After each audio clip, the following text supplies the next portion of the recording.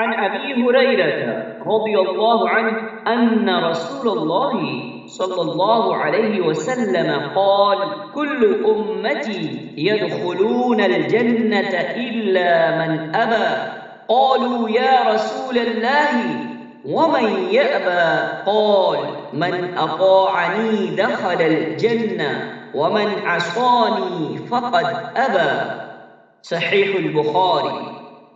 رسول اللہ صلی اللہ علیہ وسلم نے فرمایا میری ساری امت جنت میں جائے گی سوائے ان کے جنہوں نے انکار کیا۔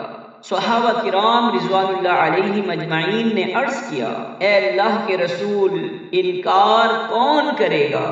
آپ صلی اللہ علیہ وسلم نے ارشاد فرمایا جو میری اطاعت کرے گا وہ جنت میں جائے گا اور جو میری نافرمانی کرے گا اس نے جنت میں جانے سے انکار کیا۔